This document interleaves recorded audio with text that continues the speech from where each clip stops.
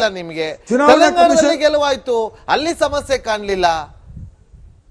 ಈಗ ಇಲ್ಲಿ ಬಿಹಾರದಲ್ಲಿ ಈ ರಿಸಲ್ಟ್ ಬರ್ತಾ ಇದ್ದಂತೆನೆ ಅಲ್ಲ, ಮುಂಚಿತವಾಗ್ಲೂ ಕೂಡ ನೀವು ವೋಟ್ ಚೋರ್ ಅನ್ನ ಆರೋಪ ಮಾಡ್ಕೊಂಡು ಬರ್ತಾ ಇದ್ರಿ. ಅದು ನನ್ನ ನೇರವಾದಂತ ಪ್ರಶ್ನೆ. ನೀವು ಗೆದ್ದಂತ ರಾಜ್ಯದಲ್ಲಿ ಈ ಸಮಸ್ಯೆ ಇರೋದಿಲ್ಲ, ನೀವು ಸೋತಂತ ರಾಜ್ಯದಲ್ಲಿ ಈ ಸಮಸ್ಯೆ ಬರುತ್ತೆ. ಕೇಂದ್ರದ ಮೇಲೆ ಬೊಟ್ಟು ಮಾಡ್ತೀರಿ. ಕೇಂದ್ರ ಸರ್ಕಾರ ಚುನಾವಣಾ ಆಯೋಗದ ಕೈಗೊಂಬೆ ಆಗಿದೆ, ಚುನಾವಣಾ ಆಯೋಗ ಕೇಂದ್ರ ಸರ್ಕಾರದ ಕೈಗೊಂಬೆ ಆಗಿದೆ ಅಂತೇಳಿ ಆರೋಪವನ್ನ ಮಾಡ್ತೀರಿ. ಈಗಲೂ ಆರೋಪವನ್ನ ಮಾಡುವಂತ ಸಂದರ್ಭನ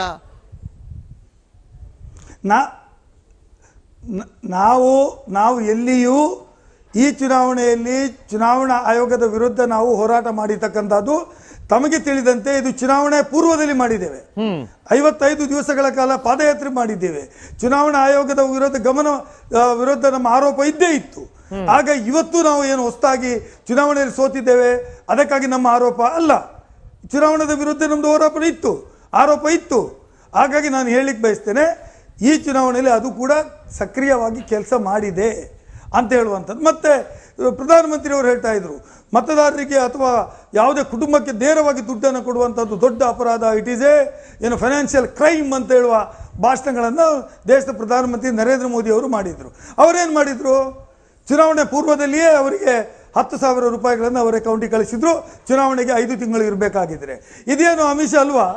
ಅವರೇನು ಗ್ಯಾರಂಟಿ ಕೊಡ್ತೇವೆ ಅಂತ ಹೇಳಿ ಓಟಿಗೆ ನಿಂತಾಗ ಅವರ ಮೇಲ್ಪೋಸ್ಟದಲ್ಲಿ ಇದೆಯಾ, ಜೆಡಿಯುನಲ್ಲಿ ಇದೆಯಾ ಅಥವಾ ಬಿಜೆಪಿ ಮೇಲ್ಪೋಸ್ಟದಲ್ಲಿ ಇದೆಯಾ ಅಂದ್ರೆ ನನಗೆ ಗೊತ್ತಿಲ್ಲ. ಇದು ಕೊಟ್ಟಿದ್ದು ನಿತೀಶ್ ಕುಮಾರ್ ಅವರ ಅಥವಾ ಪ್ರಧಾನಿ ನರೇಂದ್ರ ಮೋದಿ ಅವರ ಈ 10,000 ಕೊಟ್ಟಿದ್ದು? ಅಯ್ಯೋ, ಪ್ರಧಾನಮಂತ್ರಿ ಅವರು ನೇರವಾಗಿ ಮಾತಾಡಿದ್ದಾರೆ. ನಾವು ನಿಮ್ಮ ಕಷ್ಟಕ್ಕೆ ಬರ್ತಾ ಇದ್ದೇವೆ. It is a coalition government. ಅವರಿಬ್ರು ಸೇರಿ ಸರ್ಕಾರ ಮಾಡ್ತಾ ಇದ್ದದ್ದು, ಬಿಜೆಪಿ ಮತ್ತು ಜೆಡಿಯುನವರು. ಅವರ ಮಂತ್ರಿಗಳಿರ್ಲಿಲ್ವಾ? It is a combined decision and it has been supported by the honourable prime minister. ಹಾಗಾಗಿ ಇದು ಅವರು ಏನು ಅದು ಪ್ರೀ ಇಲೆಕ್ಷನ್ ಹೇಳಿದ್ರ, ಮ್ಯಾನಿಫೆಸ್ಟೋದಲ್ಲಿ ಹೇಳಿದ್ರ ನಾವು ನಿಮ್ಗೆ ಕಳಿಸ್ತೇವೆ, ದುಡ್ಡು ಕೊಡ್ತೀವಿ, ಸಹಾಯ ಮಾಡ್ತೇವೆ ಅಂತ? C it is because of the ಒಂದು ಅಂಬಿಷ ಕೊಟ್ಟಿರ್ತಕ್ಕಂಥದ್ದು ಅಂತ ನನ್ನ ಕೇಸು. ಓಕೆ, ಹಾಗೆ ಸಂಪರ್ಕದಲ್ಲಿ ಅವರು ಹೇಳ್ಬೋದು ನೀವು ಗ್ಯಾರಂಟಿ ಕೊಟ್ಟು. ಹೌದು, ನಾವು ಜನರಿಗೆ ಮೊದಲೇ ಹೇಳಿತ್ತು ಗ್ಯಾರಂಟಿ ಕೊಡ್ತೇವೆ ಅಂತ, ಗ್ಯಾರಂಟಿ ಜಾರಿಗೆ ತರ್ತೇವೆ ಅಂತ ಹೇಳಿತ್ತು. ಜನರು ಮತ ಹಾಕಿದ್ರು. ತದನಂತರ ನಾವು 57,000 ಕೋಟಿ ರೂಪಾಯಿಗಳನ್ನು ಜನರಿಗೆ ಗ್ಯಾರಂಟಿ ಆಸ್ ಪರ್ ದಿ ನಮ್ಮ ಪ್ರಾಮಿಸ್ ಏನಿತ್ತು ಆ ಪ್ರಕಾರ ಕೊಟ್ಟಿದ್ದೇವೆ. ಮತ್ತೆ ಇದನ್ನೆಲ್ಲ ಕಾಪಿ ಮಾಡಿದ್ರು ಬಿಜೆಪಿ ಅವರು. ಗ್ಯಾರಂಟಿ ಕೊಟ್ಟರೆ ಮಾತ್ರ ಗೆಲ್ಲಿಕ್ಕೆ ಆಗ್ತದೆ, ದುಡ್ಡು ಕೊಟ್ಟರೆ ಮಾತ್ರ. ಹಾಗಾಗಿ ಟೀಕೆ ಮಾಡುವಾಗ, ಇನ್ನೊಂದು ಪಕ್ಷದ ಬಗ್ಗೆ ಹೇಳುವಾಗ ತಾನು ಏನು ಮಾಡ್ತೇನೆ ಅಂತ ಹೇಳೋದು ಕೂಡ ಬಿಜೆಪಿ ಅವರ ನಾಯಕರು ಗಮನದಲ್ಲಿ ಇಟ್ಕೊಳ್ಬೇಕು ಅಂತ ನಾನು ಹೇಳಲಿಕ್ಕೆ ಬಯಸ್ತೇನೆ. ಓಕೆ, ಹಾಗಾದ್ರೆ ನೀವು ಮಾತಾಡ್ತೀನಿ. ಮುಂದೆ ಇನ್ನೂ ಅತಿಥಿಗಳಿದ್ದಾರೆ. ನಾನು ಐವನ್ ಡಿಸೋಜ ಒಂದು ಲಾಸ್ಟ್ ಒಂದು ಪ್ರಶ್ನೆ ಕೇಳ್ಬಿಡ್ತೀನಿ. ಯಾಕೆಂತಂದ್ರೆ ಈಗ ಇರುವಂತ ವಿಚಾರ ಐವನ್ ಡಿಸೋಜ ಅವರೇ ನೋಡಿ, ನಂಬರ್ನ ನಾನು ಇನ್ನೊಮ್ಮೆ ಹೇಳ್ಬಿಡ್ತೀನಿ. ಕಾಂಗ್ರೆಸ್ 6 ಕ್ಷೇತ್ರದಲ್ಲಿ ಮುನ್ನಡೆಯನ್ನ ಸಾಧಿಸ್ತಾ ಇದೆ. 1 ಕ್ಷೇತ್ರದಲ್ಲಿ ಮಾತ್ರ ಅಧಿಕೃತವಾದಂತ ಅನೌನ್ಸ್ ಆಗಿರೋದು ಗೆದ್ದಿದ್ದೀರಿ ಅಂತೇಳಿ. ಇನ್ನು 5 ಕ್ಷೇತ್ರದಲ್ಲಿ ಹಾವು ಏಣಿ ಆಟದಲ್ಲೇ ಇದ್ದೀರಿ. RJD 25, 6, ಇನ್ನು 4 ಎಡಪಕ್ಷಗಳು, ನಿಮ್ಮ ಮೈತ್ರಿಕೂಟಗಳು ಬರ್ತಾ ಇರುವಂತ ನಂಬರ್. ಈ ನಂಬರ್ ಅನ್ನ ನೋಡಿದಾಗ ಪ್ರತಿಯೊಬ್ಬರು ಕೂಡ ಆಶ್ಚರ್ಯ ಆಗುತ್ತೆ. ಇವತ್ತು ನೀವು ಹೇಳ್ತಾ ಇದ್ರಿ ಇದು ವೋಟ್ ಚೋರ್ ಆಗಿದೆ ಅಂತ ಹೇಳಿ, ಜೊತೆಗೆ ನಾವು ಈ ಹಿಂದೆನೆ ನಾವು ಆರೋಪವನ್ನ ಮಾಡಿದ್ದೀವಿ ಅಂತೇಳಿ 10,000 ಕೊಟ್ಟರು ಅಂತೇಳಿ. ಈಗ ನೀವು ಗ್ಯಾರಂಟಿಯನ್ನ ಕೊಟ್ಟಿದ್ದು, ನೀವು ಗ್ಯಾರಂಟಿಯನ್ನ ಘೋಷಣೆ ಮಾಡಿದ್ದು, ಬೇರೆಯವರು ಅದನ್ನ ಮಾಡಬಾರ್ದು ಅಂತ ಏನಾದ್ರು ಶರನಾರು ಬರ್ದಿದ್ದೀರಾ? ಗೆಲ್ಬೇಕು ಅದೇ ಅಲ್ವಾ ರಾಜಕೀಯ, ಅದೇ ಅಲ್ವಾ ರಾಜಕಾರಣ? ಯಾರು ಅದನ್ನ ಟೀಕೆ ಮಾಡಿದ್ರು, ನಾನು ಏನ್ ಹೇಳ್ತೇನೆ ಅದನ್ನ ಟೀಕೆ ಮಾಡಿದ್ರು. ನೀವು ಕರ್ನಾಟಕದಲ್ಲಿ ಕೇಳಿ ಆರ್ ಅಶೋಕ್ ಅವರಿಗೆ. ಇವತ್ತಿನ ದಿನಕ್ಕೂ ಗ್ಯಾರಂಟಿಯಿಂದ ಗೆದ್ದಂತ ಸರ್ಕಾರ ಅಂತ ನಮ್ಗೆ ಹೇಳ್ತಾರೆ ಅವರು. ಗ್ಯಾರಂಟಿ ಸರ್ಕಾರ ಅಂತ ಹೇಳ್ತಾರೆ. ಈಗ ಗ್ಯಾರಂಟಿಯನ್ನು ನಾವು ಜನರಿಗೆ ವಾಗ್ದಾನ ಮಾಡಿದ್ದೇವೆ, ಜನರು ಮತ ಹಾಕಿದ್ದಾರೆ, ಅದರ ನಂತರ ನಾವು ಅವ್ರಿಗೆ ಕೊಟ್ಟಿದ್ದೇವೆ. ಅದನ್ನ ನೀವು ಮಾಡಿದ್ದೀರಾ? ನಾವು ಬಿಜೆಪಿ ಅಂತ ನಾನು ಕೇಳಲಿಕ್ಕೆ ಬಯಸ್ತೇನೆ. ಬಿಹಾರದಲ್ಲಿ ಚುನಾವಣಾ ಪೂರ್ವದಲ್ಲಿ ನಾವು ನಿಮಗೆ 10,000 ರೂಪಾಯಿ ನಿಮ್ಮ ಅಕೌಂಟಿಗೆ ಕಳಿಸ್ತೇವೆ ಅಂತ ಹೇಳಿ ಕಳೆದ ಚುನಾವಣೆಯಲ್ಲಿ, ಈ ಚುನಾವಣೆಯಲ್ಲ ಕಳೆದ ಚುನಾವಣೆಯಲ್ಲಿ ಅವರ ಮ್ಯಾನಿಫೆಸ್ಟೋ ಇತ್ತಾ?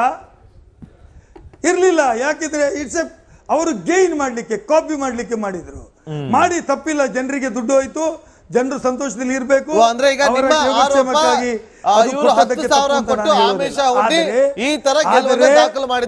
ವಿರೋಧ ಮಾಡಿದವರು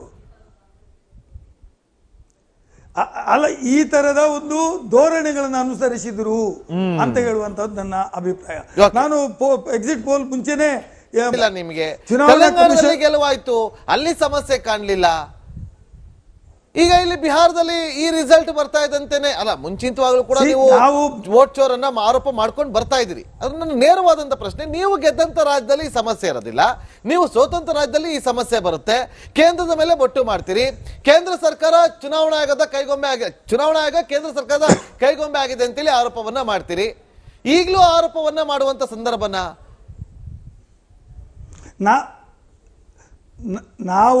ನಾವು ಎಲ್ಲಿಯೂ ಈ ಚುನಾವಣೆಯಲ್ಲಿ ಚುನಾವಣಾ ಆಯೋಗದ ವಿರುದ್ಧ ನಾವು ಹೋರಾಟ ಮಾಡಿರ್ತಕ್ಕಂಥದ್ದು ತಮಗೆ ತಿಳಿದಂತೆ ಇದು ಚುನಾವಣೆ ಪೂರ್ವದಲ್ಲಿ ಮಾಡಿದ್ದೇವೆ. 55 ದಿವಸಗಳ ಕಾಲ ಪಾದಯಾತ್ರೆ ಮಾಡಿದ್ದೇವೆ. ಚುನಾವಣಾ ಆಯೋಗದ ವಿರುದ್ಧ ನಮ್ಮ ಆರೋಪ ಇದ್ದೇ ಇತ್ತು. ಆಗ ಇವತ್ತು ನಾವು ಏನು ಹೊಸದಾಗಿ ಚುನಾವಣೆಯಲ್ಲಿ ಸೋತಿದ್ದೇವೆ ಅದಕ್ಕಾಗಿ ನಮ್ಮ ಆರೋಪ ಅಲ್ಲ. ಚುನಾವಣೆಯ ವಿರುದ್ಧ ನಮ್ಮದು ಆರೋಪ ಇತ್ತು. ಹಾಗಾಗಿ ನಾನು ಹೇಳಲಿಕ್ಕೆ ಬಯಸ್ತೇನೆ, ಈ ಚುನಾವಣೆಯಲ್ಲಿ ಅದು ಕೂಡ ಸಕ್ರಿಯವಾಗಿ ಕೆಲಸ ಮಾಡಿದೆ ಅಂತ ಹೇಳುವಂಥದ್ದು. ಮತ್ತೆ ಪ್ರಧಾನಮಂತ್ರಿಯವರು ಹೇಳ್ತಾ ಇದ್ರು, ಮತದಾರರಿಗೆ ಅಥವಾ ಯಾವುದೇ ಕುಟುಂಬಕ್ಕೆ ನೇರವಾಗಿ ದುಡ್ಡನ್ನು ಕೊಡುವಂಥದ್ದು ದೊಡ್ಡ ಅಪರಾಧ, ಇಟ್ ಈಸ್ ಏನು ಫೈನಾನ್ಷಿಯಲ್ ಕ್ರೈಮ್ ಅಂತ ಹೇಳುವ ಭಾಷಣಗಳನ್ನು ದೇಶದ ಪ್ರಧಾನಮಂತ್ರಿ ನರೇಂದ್ರ ಮೋದಿ ಅವರು ಮಾಡಿದರು. ಅವರೇನು ಮಾಡಿದರು? ಚುನಾವಣೆ ಪೂರ್ವದಲ್ಲಿಯೇ ಅವರಿಗೆ 10,000 ರೂಪಾಯಿಗಳನ್ನು ಅವರ ಅಕೌಂಟಿಗೆ ಕಳಿಸಿದ್ರು. ಚುನಾವಣೆಗೆ 5 ತಿಂಗಳು ಇರಬೇಕಾಗಿದ್ರೆ ಇದೇನು ಅಮಿಷ ಅಲ್ವಾ? ಅವರೇನು ಗ್ಯಾರಂಟಿ ಕೊಡ್ತೇವೆ ಅಂತ ಹೇಳಿ ಓಟಿಗೆ ನಿಂತಾಗ ಅವರ ಮೇಲ್ಪೋಸ್ಟದಲ್ಲಿ ಇದೆಯಾ, ಜೆಡಿಯುನಲ್ಲಿ ಇದೆಯಾ ಅಥವಾ ಬಿಜೆಪಿ ಮೇಲ್ಪೋಸ್ಟದಲ್ಲಿ ಇದೆಯಾ ಅಂದ್ರೆ ನನಗೆ ಗೊತ್ತಿಲ್ಲ. ಇದು ಕೊಟ್ಟಿದ್ದು ನಿತೀಶ್ ಕುಮಾರ್ ಅವರ ಅಥವಾ ಪ್ರಧಾನಿ ನರೇಂದ್ರ ಮೋದಿ ಅವರ ಈ 10,000 ಕೊಟ್ಟಿದ್ದು? ಅಯ್ಯೋ, ಪ್ರಧಾನಮಂತ್ರಿ ಅವರು ನೇರವಾಗಿ ಮಾತಾಡಿದ್ದಾರೆ. ನಾವು ನಿಮ್ಮ ಕಷ್ಟಕ್ಕೆ ಬರ್ತಾ ಇದ್ದೇವೆ. It is a coalition government. ಅವರಿಬ್ರು ಸೇರಿ ಸರ್ಕಾರ ಮಾಡ್ತಾ ಇದ್ದದ್ದು, ಬಿಜೆಪಿ ಮತ್ತು ಜೆಡಿಯುನವರು. ಅವರ ಮಂತ್ರಿಗಳಿರ್ಲಿಲ್ವಾ? It is a combined decision and it has been supported by the honourable prime minister. ಹಾಗಾಗಿ ಇದು ಅವರು ಏನು ಅದು ಪ್ರೀ ಇಲೆಕ್ಷನ್ ಹೇಳಿದ್ರ, ಮ್ಯಾನಿಫೆಸ್ಟೋದಲ್ಲಿ ಹೇಳಿದ್ರ ನಾವು ನಿಮ್ಗೆ ಕಳಿಸ್ತೇವೆ, ದುಡ್ಡು ಕೊಡ್ತೀವಿ, ಸಹಾಯ ಮಾಡ್ತೇವೆ ಅಂತ? C it is because of the ಒಂದು ಅಂಬಿಷ ಕೊಟ್ಟಿರ್ತಕ್ಕಂಥದ್ದು ಅಂತ ನನ್ನ ಕೇಸು. ಓಕೆ, ಹಾಗೆ ಸಂಪರ್ಕದಲ್ಲಿ ಅವರು ಹೇಳ್ಬೋದು ನೀವು ಗ್ಯಾರಂಟಿ ಕೊಟ್ಟು. ಹೌದು, ನಾವು ಜನರಿಗೆ ಮೊದಲೇ ಹೇಳಿತ್ತು ಗ್ಯಾರಂಟಿ ಕೊಡ್ತೇವೆ ಅಂತ, ಗ್ಯಾರಂಟಿ ಜಾರಿಗೆ ತರ್ತೇವೆ ಅಂತ ಹೇಳಿತ್ತು. ಜನರು ಮತ ಹಾಕಿದ್ರು. ತದನಂತರ ನಾವು 57,000 ಕೋಟಿ ರೂಪಾಯಿಗಳನ್ನ ಜನರಿಗೆ ಗ್ಯಾರಂಟಿ ಆಸ್ ಪರ್ ದಿ ನಮ್ಮ ಪ್ರಾಮಿಸ್ ಏನಿತ್ತು ಆ ಪ್ರಕಾರ ಕೊಟ್ಟಿದ್ದೇವೆ. ಮತ್ತೆ ಇದನ್ನೆಲ್ಲ ಕಾಪಿ ಮಾಡಿದ್ರು ಬಿಜೆಪಿ ಅವರು. ಗ್ಯಾರಂಟಿ ಕೊಟ್ಟರೆ ಮಾತ್ರ ಗೆಲ್ಲಿಕ್ಕೆ ಆಗ್ತದೆ, ದುಡ್ಡು ಕೊಟ್ಟರೆ ಮಾತ್ರ. ಹಾಗಾಗಿ ಟೀಕೆ ಮಾಡುವಾಗ, ಇನ್ನೊಂದು ಪಕ್ಷದ ಬಗ್ಗೆ ಹೇಳುವಾಗ ತಾನು ಏನು ಮಾಡ್ತೇನೆ ಅಂತ ಹೇಳೋದು ಕೂಡ ಬಿಜೆಪಿ ಅವರ ನಾಯಕರು ಗಮನದಲ್ಲಿ ಇಟ್ಕೊಳ್ಬೇಕು ಅಂತ ನಾನು ಹೇಳಲಿಕ್ಕೆ ಬಯಸ್ತೇನೆ. ಓಕೆ, ಹಾಗಾದ್ರೆ ನೀವು ಮಾತಾಡ್ತೀನಿ. ಮುಂದಿಗೆ ಇನ್ನೂ ಅತಿಥಿಗಳಿದ್ದಾರೆ. ನಾನು ಐವನ್ ಡಿಸೋಜರ್ ಒಂದು ಲಾಸ್ಟ್ ಒಂದು ಪ್ರಶ್ನೆ ಕೇಳ್ಬಿಡ್ತೀನಿ. ಯಾಕೆಂತಂದ್ರೆ ಈಗ ಇರುವಂತ ವಿಚಾರ ಐವನ್ ಡಿಸೋಜ್ ಅವರೇ ನೋಡಿ, ನಂಬರ್ನ ನಾನು ಇನ್ನೊಮ್ಮೆ ಹೇಳ್ಬಿಡ್ತೀನಿ. ಕಾಂಗ್ರೆಸ್ 6 ಕ್ಷೇತ್ರದಲ್ಲಿ ಮುನ್ನಡೆಯನ್ನ ಸಾಧಿಸ್ತಾ ಇದೆ. 1 ಕ್ಷೇತ್ರದಲ್ಲಿ ಮಾತ್ರ ಅಧಿಕೃತವಾದಂತ ಅನೌನ್ಸ್ ಆಗಿರೋದು ಗೆದ್ದಿದ್ದೀರಿ ಅಂತೇಳಿ. ಇನ್ನು 5 ಕ್ಷೇತ್ರದಲ್ಲಿ ಹಾವು ಏಣಿ ಆಟದಲ್ಲೇ ಇದ್ದೀರಿ. RJD 25, 6, ಇನ್ನು 4 ಎಡಪಕ್ಷಗಳು, ನಿಮ್ಮ ಮೈತ್ರಿಕೂಟಗಳು ಬರ್ತಾ ಇರುವಂತ ನಂಬರ್. ಈ ನಂಬರ್ ಅನ್ನ ನೋಡಿದಾಗ ಪ್ರತಿಯೊಬ್ಬರಿಗೂ ಕೂಡ ಆಶ್ಚರ್ಯ ಆಗುತ್ತೆ. ಇವತ್ತು ನೀವು ಹೇಳ್ತಾ ಇದ್ರಿ ಇದು ವೋಟ್ ಚೋರ್ ಆಗಿದೆ ಅಂತ ಹೇಳಿ, ಜೊತೆಗೆ ನಾವು ಈ ಹಿಂದೆನೆ ನಾವು ಆರೋಪವನ್ನ ಮಾಡಿದ್ದೀವಿ ಅಂತೇಳಿ 10,000 ಕೊಟ್ಟರು ಅಂತೇಳಿ. ಈಗ ನೀವು ಗ್ಯಾರಂಟಿಯನ್ನ ಕೊಟ್ಟಿದ್ದು, ನೀವು ಗ್ಯಾರಂಟಿಯನ್ನ ಘೋಷಣೆ ಮಾಡಿದ್ದು, ಬೇರೆಯವರು ಅದನ್ನ ಮಾಡಬಾರ್ದು ಅಂತ ಏನಾದ್ರು ಶರಣರು ಬರ್ದಿದ್ದೀರಾ? ಗೆಲ್ಬೇಕು ಅದೇ ಅಲ್ವಾ ರಾಜಕೀಯ, ಅದೇ ಅಲ್ವಾ ರಾಜಕಾರಣ? ಯಾರು ಅದನ್ನ ಟೀಕೆ ಮಾಡಿದ್ರು? ನಾನು ಏನ್ ಹೇಳ್ತೇನೆ, ಅದನ್ನ ಟೀಕೆ ಮಾಡಿದ್ರು. ನೀವು ಕರ್ನಾಟಕದಲ್ಲಿ ಕೇಳಿ ಆರ್ ಅಶೋಕ್ ಅವರಿಗೆ. ಇವತ್ತಿನ ದಿನಕ್ಕೂ ಗ್ಯಾರಂಟಿಯಿಂದ ಗೆದ್ದಂತ ಸರ್ಕಾರ ಅಂತ ನಮ್ಗೆ ಹೇಳ್ತಾರೆ ಅವರು. ಗ್ಯಾರಂಟಿ ಸರ್ಕಾರ ಅಂತ ಹೇಳ್ತಾರೆ. ಈಗ ಗ್ಯಾರಂಟಿಯನ್ನು ನಾವು ಜನರಿಗೆ ವಾಗ್ದಾನ ಮಾಡಿದ್ದೇವೆ, ಜನರು ಮತ ಹಾಕಿದ್ದಾರೆ, ಅದರ ನಂತರ ನಾವು ಅವ್ರಿಗೆ ಕೊಟ್ಟಿದ್ದೇವೆ. ಅದನ್ನ ನೀವು ಮಾಡಿದ್ದೀರಾ?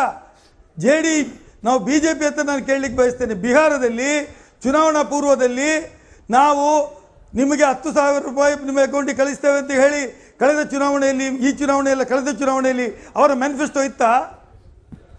ಇರಲಿಲ್ಲ. ಯಾಕಿದ್ರೆ ಅವರು ಗೇನ್ ಮಾಡಲಿಕ್ಕೆ, ಕಾಪಿ ಮಾಡಲಿಕ್ಕೆ ಮಾಡಿದ್ರು. ಮಾಡಿ ತಪ್ಪಿಲ್ಲ. ಜನರಿಗೆ ದುಡ್ಡು ಹೋಯ್ತು, ಜನರು ಸಂತೋಷದಲ್ಲಿ ಇರಬೇಕು. ಅಂದ್ರೆ ಈಗ